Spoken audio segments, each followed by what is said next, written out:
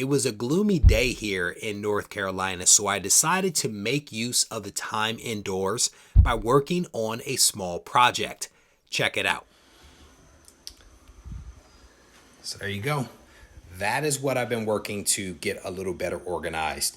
What you are looking at right here on this table is a full run of Amazing Spider-Man, from the oldest to the newest, along with the annuals. This is ASM.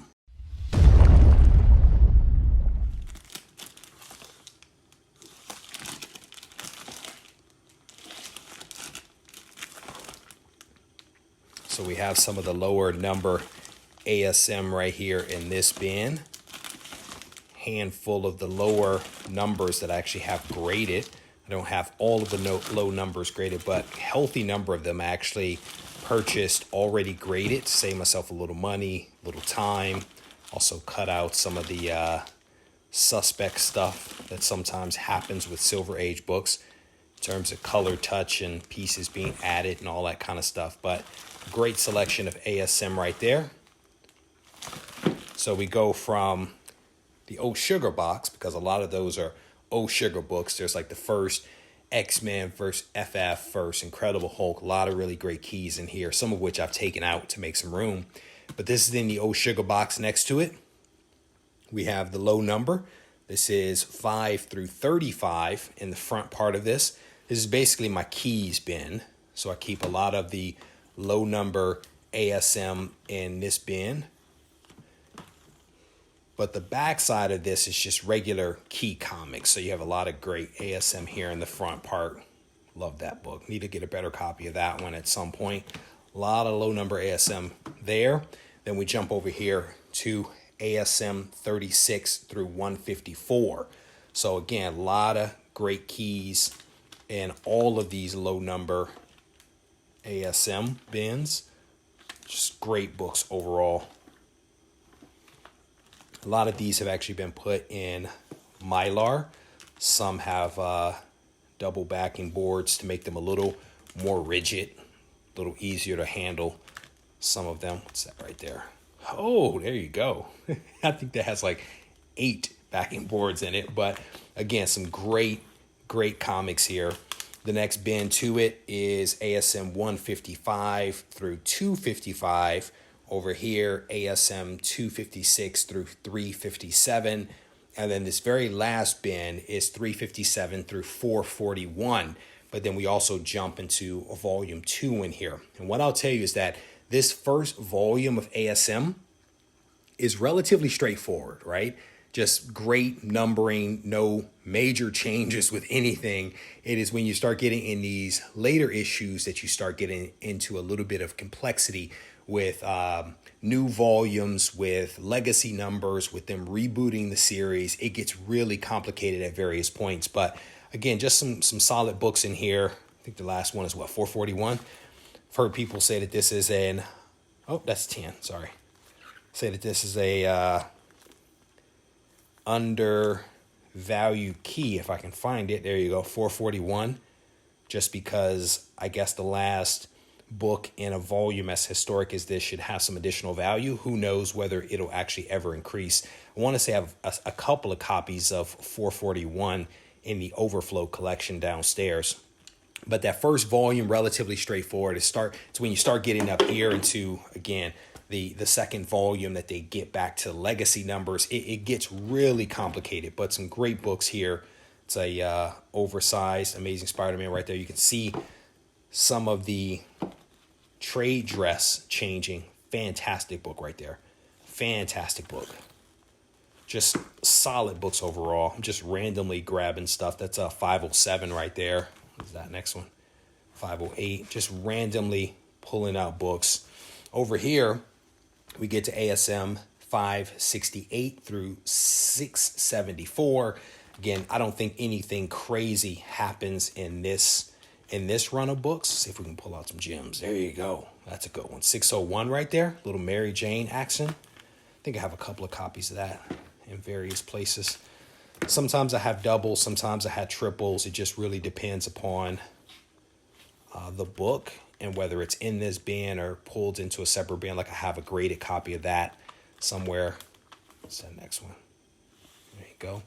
Over here, it gets really, really crazy right here with Amazing Spider-Man 674 through 22. And again, they alternate between these legacy numbers and rebooting the series. This specific section of the run is extremely complex because you have Superior Spider-Man in here, and you also have Renew Your Vows that are all considered part of the ASM run.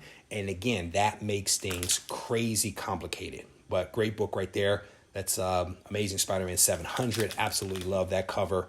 There is another 700 right there. What else do we have? Just randomly pulling books out here. What's this one?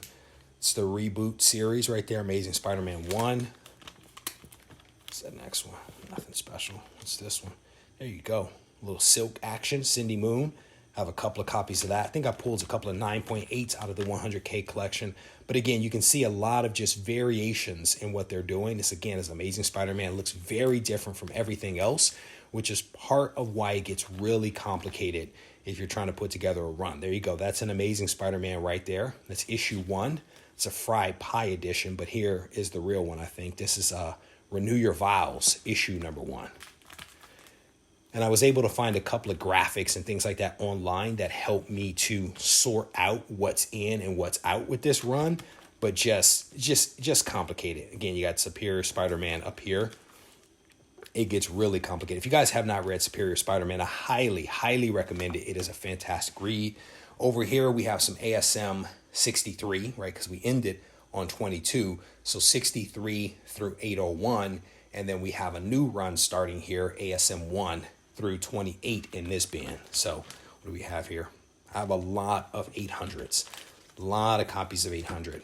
I was on a tear trying to snag a bunch of these 800s when this dropped. I was actually living in California at the time and was able to hit up multiple comic shops trying to find the variations of 800.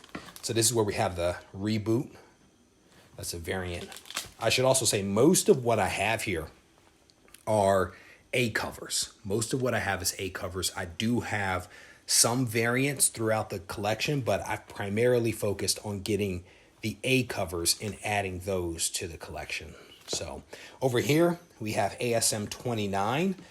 This is 29 through the current day. So let's see if I don't think we have anything really great in here. ASM 49, it's an oversized square bound issue right there. There you go. That's a great cover. That book was incredibly popular.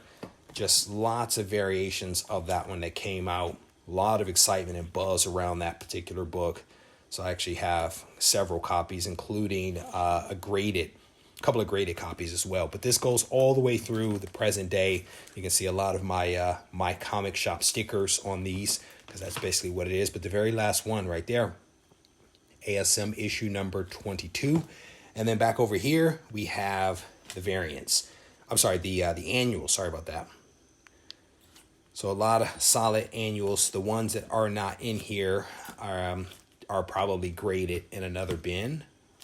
But yeah, really cool stuff. So there you go. A lot of people had some interest in seeing the ASM collection, and I thought that I would take the opportunity to show it while I was getting things organized. Part of what I did was I did rebag and board a couple of things, but I also had a couple of these that were in cardboard that I needed to swap out and put into plastic BCW bins. And maybe at some point I'll get some fancy labels for these things, but there you go.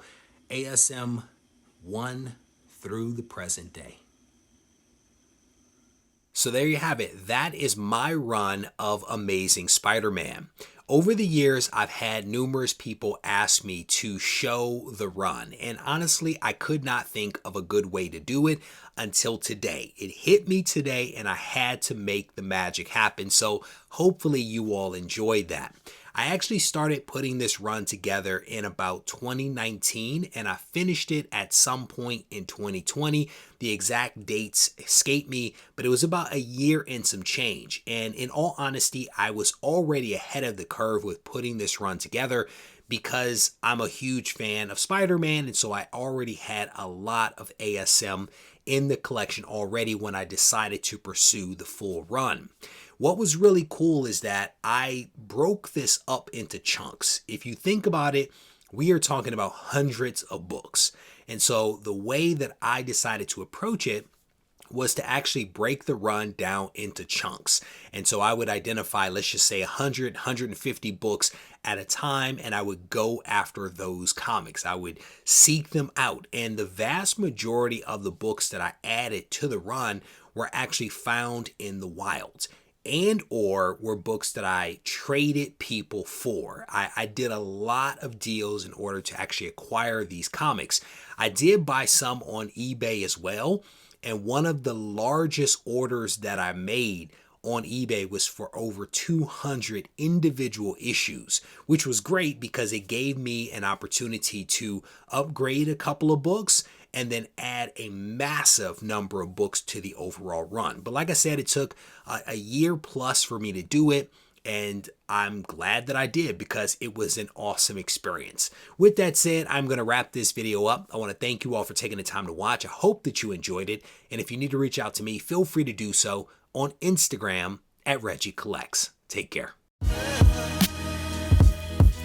This thing on? Mic check.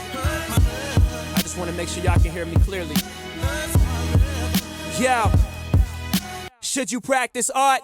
Or should art be your practice? I had a question, so I asked it. Not to anyone specifically, but to my inner God, you know? The one that's gonna be a master. The one that's more than a rapper. The one that's an educator. The one that seeks enlightenment. He travels with concepts. He's got the mindset expansive. He understands that his time combined with travel and concepts makes his mind convex. Sort of like when you look at a brain scan. Straight off meditation, we was concaving until we had that eternal dialogue that created our dialect. Now we in distinct rooms of pure souls having them conversations. Synergy and combinations. You fly and we waiting. Indian style and the gold.